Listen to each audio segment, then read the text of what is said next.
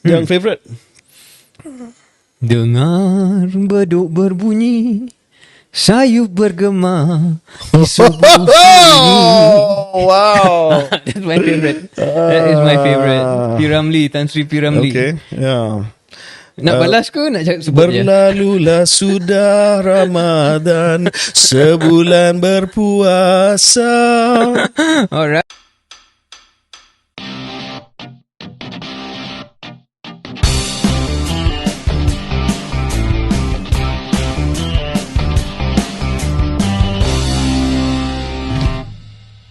Assalamualaikum. Ini adalah episod ke-14 tapi juga episod istimewa keluar sekejap.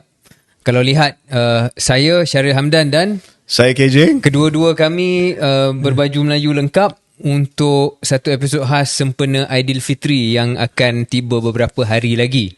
Raya KJ, raya ni hari Jumaat ke Sabtu selalu orang tanya KJ juga Ya, orang tanya KJ. dia tanya saya macam saya tahu. Tahun lepas bila satu Malaysia dikejutkan dengan tarikh yang tidak dijangkakan, masa tu saya ahli Jemaah Menteri, saya menteri. Masa tu pun saya tak tahu. Takkanlah. Kabinet pun tak tahu. Takkanlah sekarang ni bila dah keluar sekejap ni saya tahu pasal ni hari raya. Ya. KJ, kita Tapi saya rasa yang penting Ya. semua kena ada plan A dengan plan B. Okey. Dalam plan- kehidupan memang kena ada plan A, plan B. Memang tahun lepas tak ada plan B. Semua terkejut badak ya. Ya. So tahun ni kena ada plan A, plan B. Hari Tapi Jumaat KJ ataupun hari Sabtu. Ya, macam ada pengharapan yang ia akan jatuh pada hari Jumaat. Saya ada harapan. Tak menampak macam kat Malaysia ni lah. Ada harapan pengharapan lah. bahawa ia akan Lagi- jatuh pada hari Jumaat. Lagi Alah. cepat lagi best. Ya. Tapi kita bincang tadi off air sebelum ini bahawasanya dalam bila bercakap tentang bulan puasa tak ada pula orang nak laju. Tapi bila raya ni nampak macam orang bila nak start cepat. puasa. Bila start puasa tak ada pertikaian. Betul. Adakah puasa akan start Betul. satu hari lebih awal?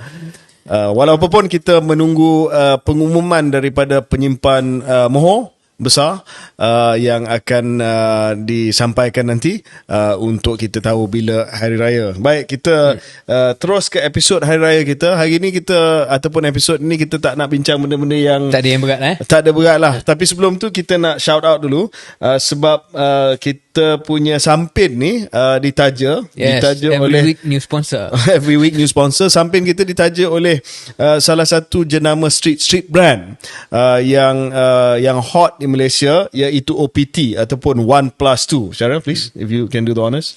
Stand up. I'm supposed to stand up. Stand up. Ini Sampin daripada OPT. Saya pun pakai Sampin OPT. Saya pakai yang hitam dan saya yang putih. Ya, jadi pilihan warna saya hijau dan putih. Macam ada parti politik bendera dia hijau dan putih juga. Ini neutral. Non-committal. Okay, so episod kali ni Syaril, kita tak nak bincang soal isu berat-berat. Kita nak bincang soal raya saja. Okay. Ya, raya saja. Dan mungkin bagaimana sambutan hari raya sudah pun berubah dengan peredaran zaman di Malaysia. Dan mungkin boleh menjadi pencetus kepada perbincangan yang bakal diadakan di kampung, bersama dengan saudara mara yang kita jarang jumpa. Oh, KJ cakap macam ni, Syaril cakap macam ni. Betul juga. So kita mula mungkin dengan tradisi yang paling saya rasa saya seronok masa kecil dahulu, iaitu menggantungkan kad raya di halaman rumah. Ya. Tak pasti Syaril buat ke tidak? Buat. Dulu, masa kita terima kad raya kan, banyak kad raya kita terima. Bukan kita lah, parents Family. kita, family kita lah yang terima kad raya. Siapa nak hantar kad raya kat budak-budak kan? So family kita hantar kad raya. Kita tak tahu apa benda nak buat dengan kad raya tu. Ya. Jadi kita gantung tali, kita pasang tali, lepas tu kita gantungkan kad raya atas tali tersebut, dan sebahagian besar daripada hiasan raya dah selesai. Ya.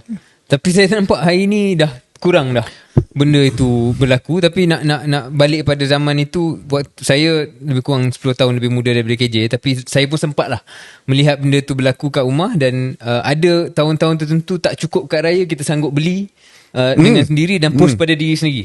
Post pada diri sendiri supaya sampai dan boleh buat macam surprise tu, Itu peristiwa sedih tu. Itu ada banyak Kalau dalam bahasa orang putih, that's sad, man. Yeah, but you Lebih find sedih ways. daripada iklan Hari Raya tu.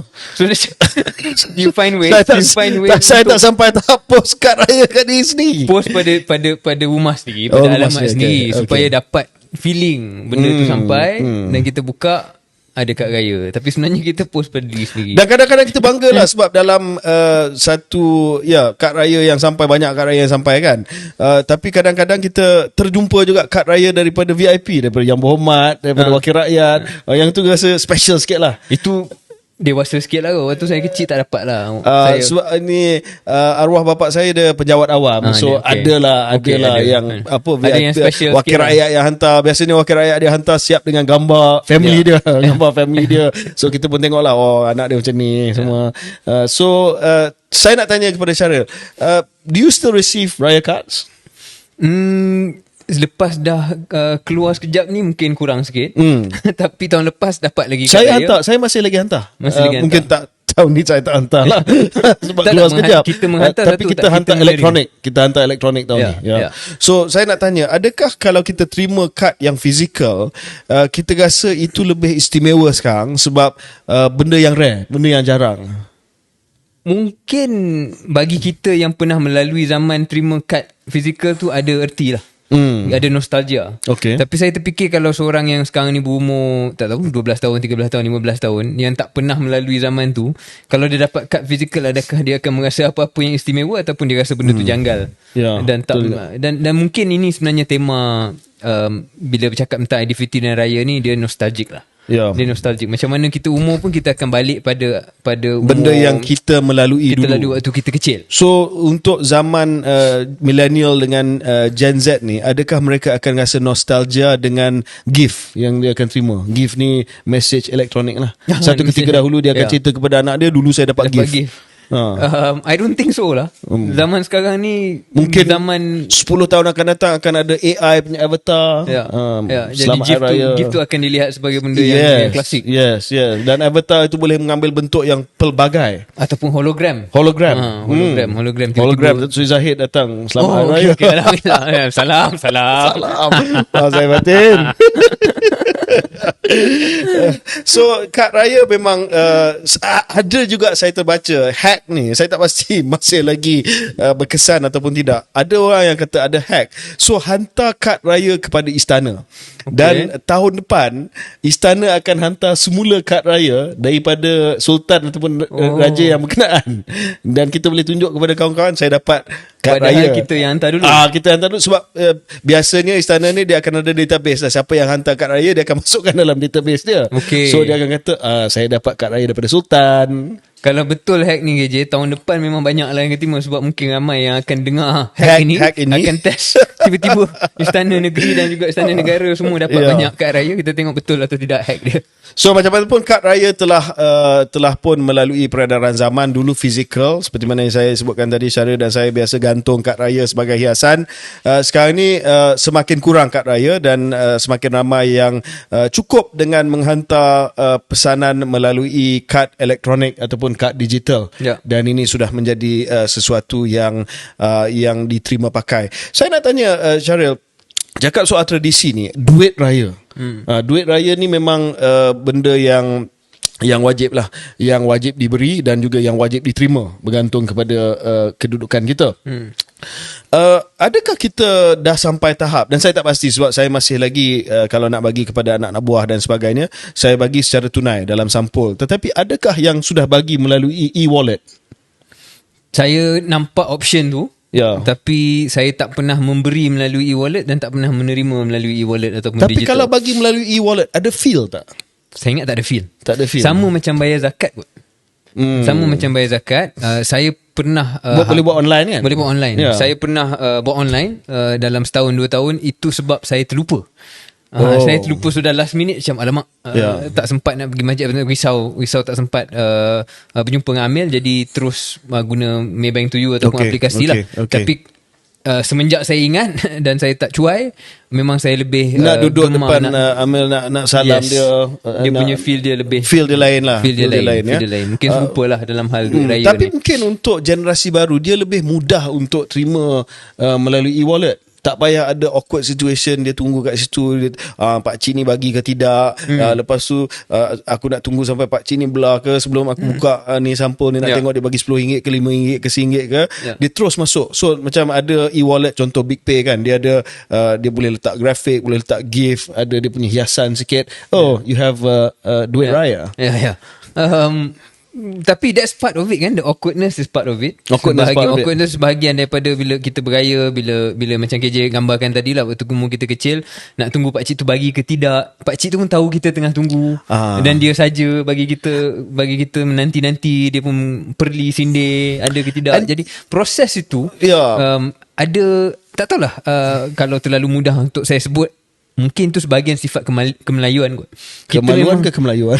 Kemelayuan yang mana kita gemar dari segi hierarki umur ini untuk saya nak guna istilah yang betul lah, sindiran itu bentuk kasih sayang, tapi dia tapi kadang-kadang kita pening tau, sebab benda ni tak ada rules. Dia tak ada rules. Sebab setengah keluarga dia lain, setengah keluarga dia lain. So saya selalu pening dengan anak-anakan yang dah besar, yang tak kahwin ni. Dia dah besar dah dewasa, dah kerja, tapi tak nak kahwin. Lepas tu bila time kita bagi duit, dia ada kat situ juga, pacar kat situ juga. What the hell do we do with this person, man? Dia, kalau kita bagi nilai yang sama dengan anak menakan yang kecil, dia marah pula. Betul. Dia kata kedekutnya, bagi aku RM10, aku dah kerja kot. Tapi what do you do with this person? Well, dan saya pasti pendengar tahu person ni kan, tahu person ni. Setiap family ada. Setiap family ada orang. Kalau saya lah, rate dia akan bergantung pada umur. So ada beberapa sampul Ada beberapa sampul. Ada color coding, ada macam-macam. Sama. Ada untuk pastikan kita cover all bases. Untuk makcik dan pakcik pun ada juga kan. Different. Sebab dia sekarang ni dah ada expectation, harapan, bukan hanya oleh anak buah, anak menakan, cucu dan sebagainya, tetapi orang tua. Pun kita rasa kita nak bagi. Dan dulu bukan tak macam tu. Dulu tak sangat lah. Saya tak ingat sangat lah. Mungkin kita bagi ibu bapa kita, tapi sekarang ni mungkin pemberiannya lebih luas. Makcik, pakcik dan sebagainya, sebagai token.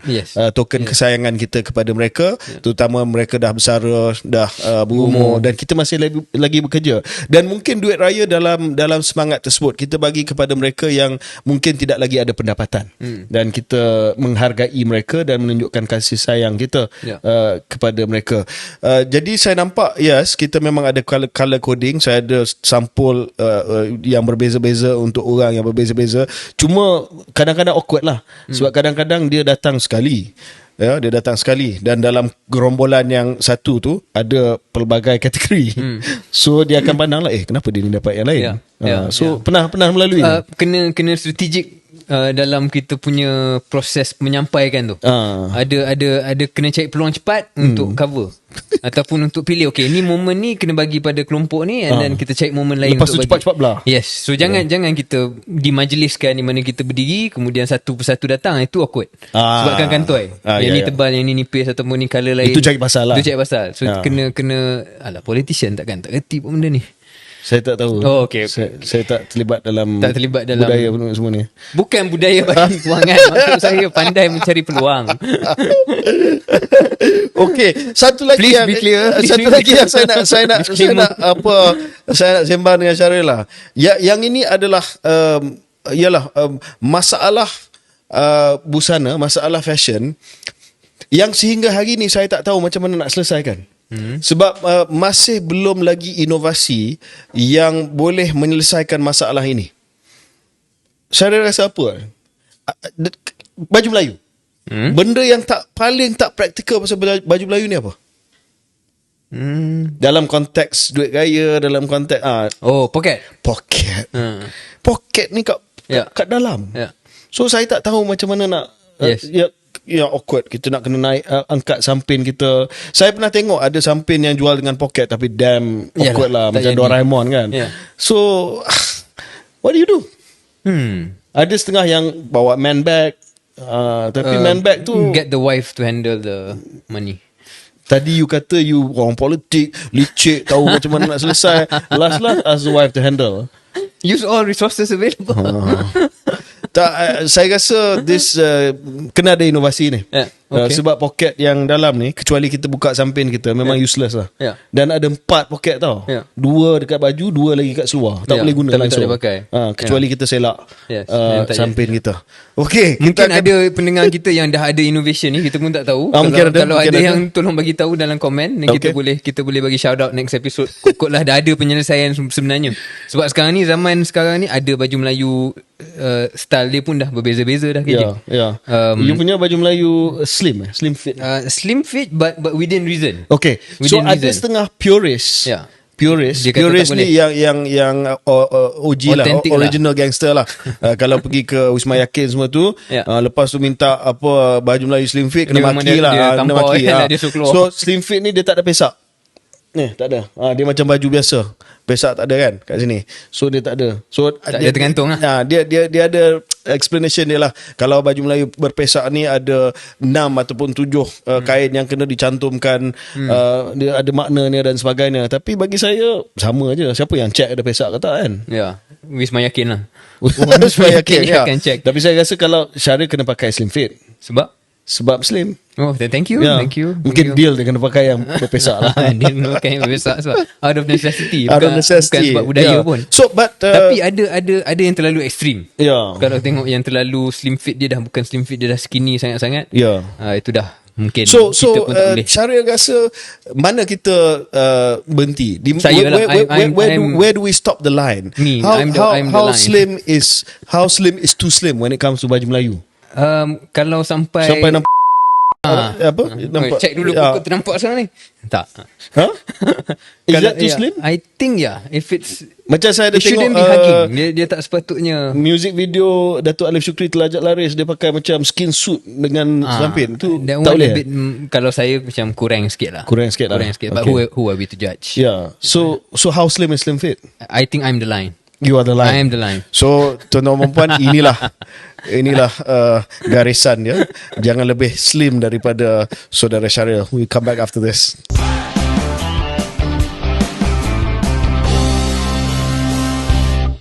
Kembali ke episod Hari Raya Keluar Sekejap tahun 2023. Kita masih lagi nak bincang soal fashion ataupun busana raya ni.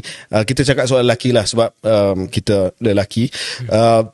Saya nak tanya Syaril, sebab saya nampak Syaril pakai kasut kulit untuk apa dengan baju Melayu ni. Saya pakai capal. Jadi mungkin Anwar Ibrahim style, PMX style. No, saya tak rasa PMX yang mencipta capal ni. Saya rasa capal ni lagi lama daripada PMX kot.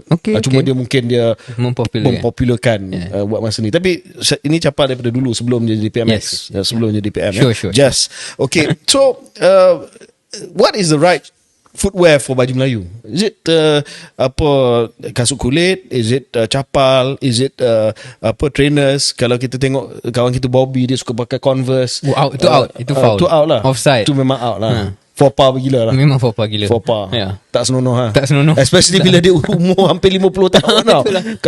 Kalau dia teenager lagi okey lah. Dia tak sedar diri. Dia pakai Converse. Raja Syaril dia pakai Converse dengan baju Melayu umur 50 tahun. Hampir 50 tahun. Gila. Okay, so apa footwear yang correct? Kalau I don't know. Saya rasa kalau pakai kasut lah, dia kena kasut kulit kot. Kasut kulit Kena kasut kulit. Dan hitam. Kena hitam. Kasut getah, kasut sneaker semua ni tak boleh lah. Tak kena. Kasut high top semua tak boleh. Kena standard konservatif. Kasut kulit. Songkok ni dia songkok berbumbung macam saya ke songkok yang rata macam ni punya? Berbumbung? Berbumbung sikit. Berbumbung sikit. Sekarang ni saya difahamkan 4 inci yang paling popular. 4 inci dia punya ketinggian dia. Adakah Syaril rasa selesa pakai baju Melayu dengan kopiah? Contoh. Kurang. Kenapa? Macam mana KJ pakai baju hijau, saya tak pakai baju hijau kan. Mungkin ada kena mengena sikit lah. Okay. Tanjak? Sebab bagi saya dia bukan pasal tu. Dia baju Melayu ni bagi saya lengkap dia adalah dengan songkok. Dengan songkok. Ada setengah orang yang pakai baju Melayu tak pakai songkok. Dia free hair. Kalau pakai sampin kena pakai songkok. Tak kena kan? Tak kena. Kalau just kadang-kadang kita pakai baju Melayu top saja dan seluar pun seluar lain, tu ataupun hari raya belah petang orang pun kita dah memang kita dah buka semualah. Okey, itu soal fashion. Saya nak check 5 butang ada setengah orang 3 butang, ada setengah orang 4 butang. Saya ingat 5 butang. 5 butang lah, klasik.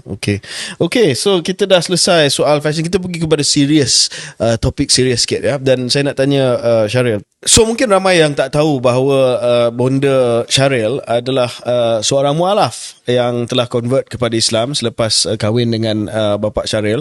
Jadi saya nak tanya, macam mana perayaan raya dan sebagainya bersama dengan family, terutamanya bonda seorang mualaf. Saya rasa tak ada benda yang luar biasa sebab dah lama dah. Tetapi mungkin ada perspektif tertentu Syaril. Ya, dia cuma istimewa lah bagi saya. Memang kemajemukan dalam family saya tu saya dah rasai daripada kecil, of course.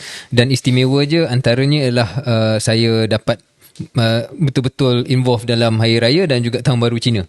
Dan waktu kecil benda tu untung sebab kita dapat duit raya dan kita dapat ampau. Bila dah membesar, benda tu jadi bukanlah rugi tetapi dia punya cost dia reverse. Saya kena bagi dua duit raya 2 kali lah setahun. Tetapi balik pada soalan KJ, istimewanya ialah kedua-dua ibu dan ayah saya betul-betul menjiwai perayaan masing-masing. Jadi dalam konteks Hari Raya ni, ibu saya yang walaupun masih lagi mengekalkan budaya Cina dia, tetapi bila datang saja Hari Raya dia betul-betul menjiwai. Dan mungkin waktu kecil yang antara benda yang awkward bagi dia ialah salam raya lah. Salam raya ni dia tak ada sangat sinonimnya dalam kebudayaan Cina. Bila kebudayaan Cina, Tahun Baru Cina, kita bagi ampau macam tu je. Kita cakap kongsi facai dan dah selesai kan. Tapi dalam konteks Hari Raya dan orang Melayu, memang kita kena especially anak dengan mak ayah, kita mohon maaf, kita ada peluk, ada nangis. Jadi benda tu mungkin waktu awal mak saya agak nampak benda tu different sikit, tetapi sekarang ni dia yang menunggu. Dia dah betul-betul menjiwai dan dia tengah tunggu bila anak aku nak datang ni, minta maaf dan sebagainya. Jadi perkara itu benda yang saya dah lalui lah. Saya tak tahu kenapa, tapi bila saya tengok kepada budaya Cina dengan budaya kita masa raya, kita salam raya kan, yang terlintas dalam pemikiran saya yang tidaklah sama tapi macam sama sikit adalah upacara minum teh. Minum teh. Waktu kahwin kan. Sebab anak kena persembahkan teh kepada ibu bapa. That's the closest lah. Saya rasa dalam budaya Cina yang tidak sama. Not cultural appropriation tapi nampak macam similar. That's the only moment lah. Sekali dalam seumur hidup. Berbanding kita tiap-tiap tahun. Betul. Tapi sebelum nak tanya KJ juga pasal pengalaman, tapi sedar tak antara benda yang selalu kita gurau, atau saya tak tahulah, dalam family saya ada yang bergurau kata kita ni selalu tiap-tiap tahun minta maaf, lepas habis minta maaf tu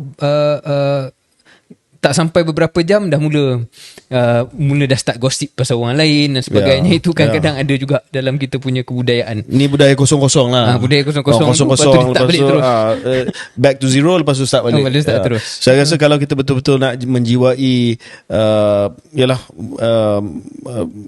upacara dan juga semangat bermaaf-maafan ni, kita jangan anggap bahawa meter tu kembali kepada zero dan kita boleh max out meter tu sampai tahun depan. Saya rasa that's not the spirit of Raya lah.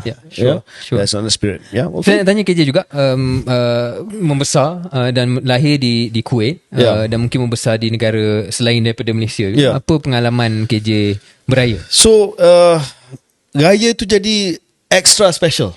Walaupun di Malaysia dia special, tapi bila kita berada di luar negara dia extra special. Sebab itulah masa yang kita pakai baju Melayu. Mungkin kalau kita duduk di Malaysia pakai baju Melayu ni bukanlah setiap hari tetapi lebih kerap daripada bila kita berada di luar negara. Mungkin setahun sekali ataupun 2 kali baru kita nak pakai baju Melayu, benda yang exciting. Dan orang dalam negara tu akan tengok dan kita nak pergi ke solat raya biasanya sama ada di kedutaan ataupun ataupun di Dewan Malaysia Hall, contohnya di London. Jadi dia memang sangat special, dan saya masih lagi ingat arwah bapa saya bawa saya ke sembahyang raya, solat raya, takbir tu, bila saya dengar takbir tu selalu saya teringat kepada beliau. Antara memory yang ada certain memory yang imprint dalam pemikiran kita daripada kita kecil dahulu. Lepas tu kita akan ada open house. Jadi bila kita berada di negara asing ataupun di negara luar, keistimewaan itu dia menjadi lebih hebat. Dia jadi accentuated, ya, dalam bahasa Inggeris mungkin. Sebab kalau di sini bukan saya kata tak istimewa, tapi semua buat benda yang sama. Tapi kalau di situ itu adalah sangat-sangat luar biasa lah. Dan dia memerlukan effort kita sendiri. Untuk mempersembahkan bahawa this is Malaysia, this is what it is like being a Malay Muslim in Malaysia, this is our celebration. Dan dia punya tahap kebanggaan tu mungkin lain sedikit. Tahap kegairahan tu, tahap excited tu lain sikit bila berada di sini. Dan juga kita dapat sebab zaman 80-an dan sebagainya, bukan ada supermarket Asian supermarket di mana kita boleh beli rempah dengan mudah. Kalau sekarang ni, kalau kita nak buat rendang ke apa benda ke, di mana-mana saja kota-kota besar, London ke apa benda, kita ada Asian supermarket, boleh beli rempah dengan mudah. Ya, tapi zaman 80-an mana ada. Ya, mak kena pesan daripada makcik, pakcik dan sebagainya untuk menghantar. Kalau ada yang balik ke Malaysia, kita kena pesan bawa balik santan, bawa balik itu dan ini dan sebagainya. So benda tu jadi extra special daripada sekarang. Kalau London sekarang ni bukan hanya supermarket, Asian supermarket, malah berlambak restoran Melayu di sana. Saya rasa Syaril pun biasa sebagai penghuni London, sentiasa berada di situ. Ya. Okey, kita akan kembali lepas break ini.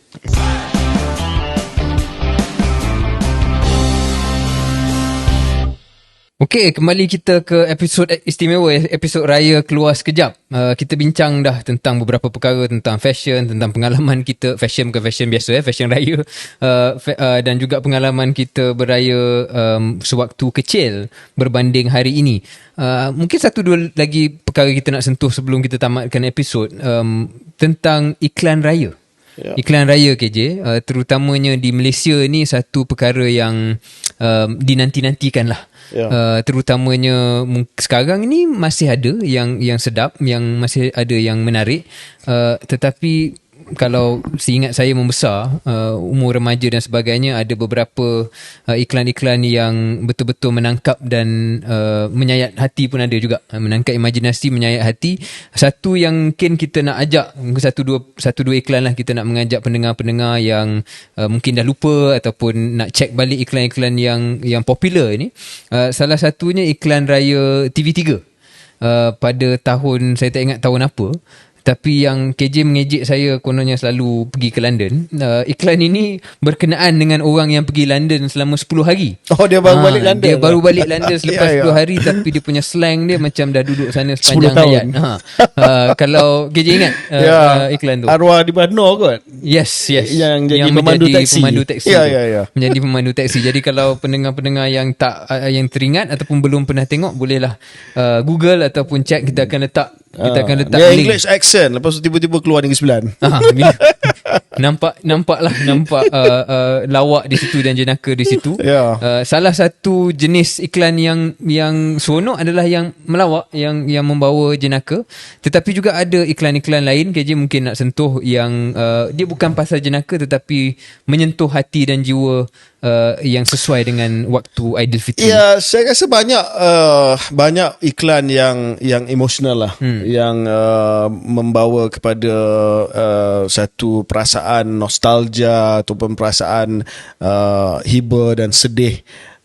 Dalam gembira lah. Dalam gembira.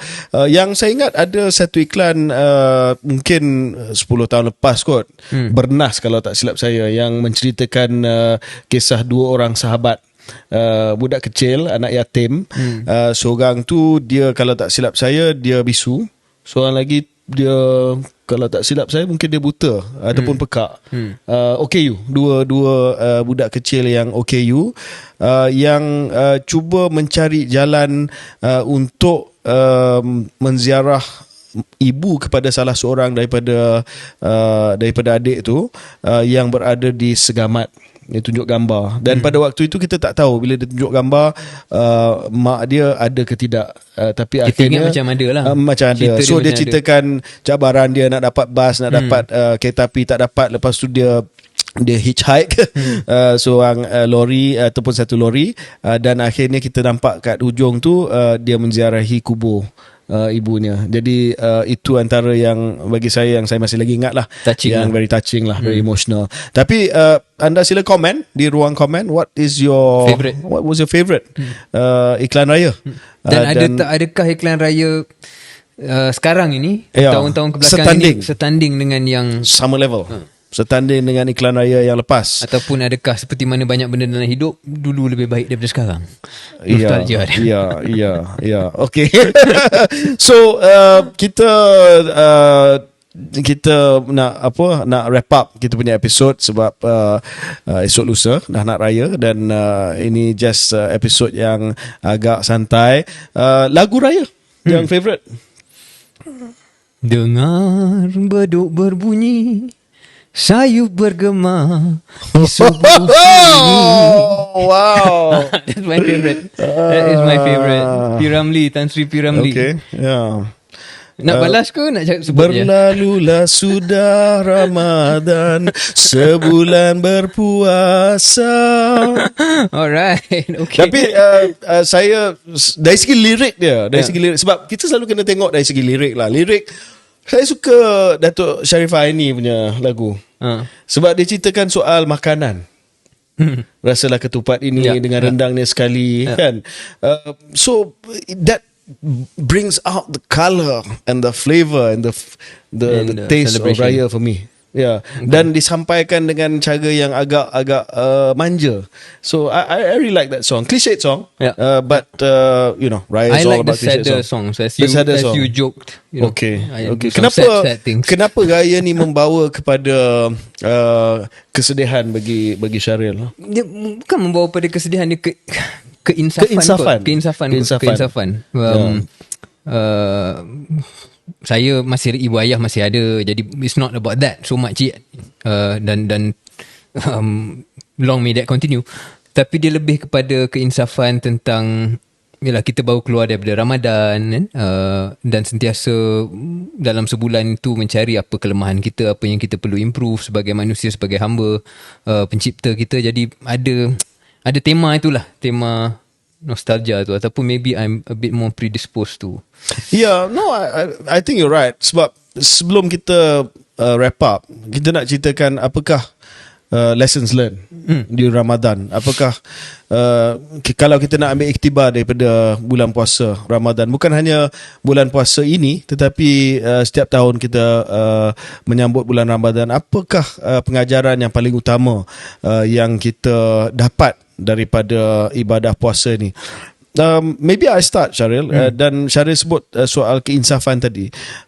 Ramadan ataupun ibadah puasa ini dan juga bulan Ramadan mengingatkan saya betapa kerdilnya kita.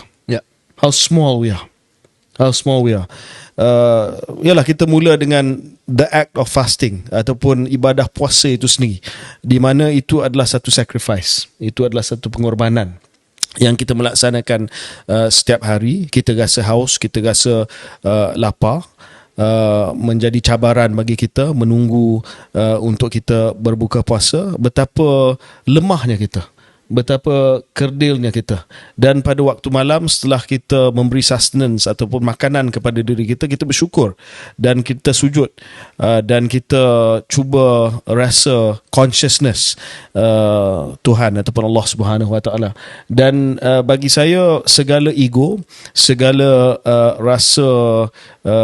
rasa penting diri yang mungkin ada pada diri kita hilang begitu saja. Sebab kita membayangkan bahawa kita salah seorang daripada berbilion yang berpuasa.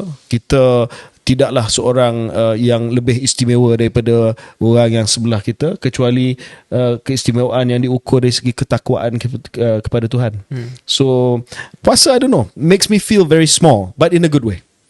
Ya, no different from you, but maybe something yang lain sikit kalau saya nak tambah. Mungkin kesedaran betapa banyak masa kita pada masa-masa yang lain dibazirkan ataupun dihabiskan dengan benda yang duniawi. Ini reality lah bagi kita semua, tapi dia akan hit home waktu bulan Ramadan. Sebab bulan Ramadan kita ada cadence dia kan, ada benda yang kita selain daripada puasa, kita nak kejar tarawih, kita nak buat benda-benda yang kita tak akan buat biasanya lah pada bulan-bulan yang lain. Dan kita juga mengambil keputusan untuk delay ataupun kurangkan aktiviti-aktiviti lain yang biasa. Jadi dengan keputusan-keputusan itu kita sedar sebenarnya dalam hari yang biasa, bulan-bulan yang lain, berapa banyak waktu dalam 24 jam tu kita betul-betul fikir tentang Tuhan, tentang kemanusiaan kita sendiri yang lemah. The taqwa lah, the consciousness, right? The consciousness of his presence. At least for me, ada kesedaran bulan Ramadan betapa pada bulan-bulan lain mungkin tak sebanyak yang sepatutnya lah. Jadi keinsafan itu timbul. Dan sama macam KJ kata tadi, dari segi bila kita, hubungan kita sesama manusia, bila minta maaf pada bulan ataupun pada hari raya, sama jugalah kita punya challenge ni ialah bagaimana keinsafan ni tak tamat selepas seminggu raya. Selepas seminggu bulan Syawal, bila kita dah start beraya, dah start fikir pasal benda lain, dah start fikir okay, kita dah kena start kerja balik macam biasa, macam mana nak bawa, kalau tak semua pun setiap tahun sebahagian daripada improvement yang kita buat bulan puasa, supaya dengan peredaran zaman kita menjadi lebih baik lah. So I suppose saya berdoa bahawa saya dapat tahap ketakwaan dan keimanan. I want the same level of taqwa, the same level of iman that I tried during Ramadan for the rest of the year. So I can constantly feel and be conscious of His presence. Itu yang saya doakan. Sebab mungkin pada bulan ini perasaan itu heighten pada tahap yang tinggi, sebab kita cuba sedaya upaya untuk merasai dan mengejar ketakwaan dan keimanan tersebut. Dan we can only pray that we enjoy the same, so that we are conscious of His presence and that we can derive the mercy of His presence for the rest of the year. Yeah. Anything you wanted to say about this year in particular? Well, tahun ini ialah tahun yang unik sikit lah. Unik sikit, keluar sekejap semua tu, tapi tak apalah ya. Dalam semangat hari raya, kita pandang ke hadapan, kita rasa bahawa kita semua ada rezeki masing-masing lah ya. Dan akhirnya insya-Allah rezeki di tangan Allah Subhanahu Wa Taala. Kita ikhtiar, tapi kita doa yang terbaik untuk diri kita, dan saya doakan yang terbaik untuk anda semua ya, termasuk yang saya telah komen dalam keluar sekejap selama ni. Sama bagi saya KJ. Ini bukan masa untuk kita buat komen-komen sinis, itu episod-episod lain kita buat, but pasal raya ni, untuk tahun ni macam KJ gambarkan tadi, ialah kita melalui cabaran, tetapi ada istimewa dia lah bila Ramadan yang pertama semenjak insiden itu berlaku, membuatkan kita punya level keinsafan tu lebih tinggi, membuatkan kita sedar bahawa hidup kita ni kita rancang, tapi Allah yang akan menentukan. Dan apa yang kita boleh buat hanyalah ikhtiar, buat apa yang kita rasa betul, dan the rest leave it to Allah Subhanahu Wa Taala. So daripada kami di podcast Keluar Sekejap, daripada saya KJ, saya Syaril Hamdan, selamat Hari Raya Aidilfitri. Maaf zahir dan batin. Dan kepada Syaril, selamat Raya. Selamat Raya maaf KJ. Daripada kami di Keluar Sekejap, selamat Hari Raya, maaf zahir batin. Terlupa nak sebut tadi, kami di Keluar Sekejap akan bercuti selama seminggu, dan kita akan kembali ke udara selepas seminggu. Tim Lemang.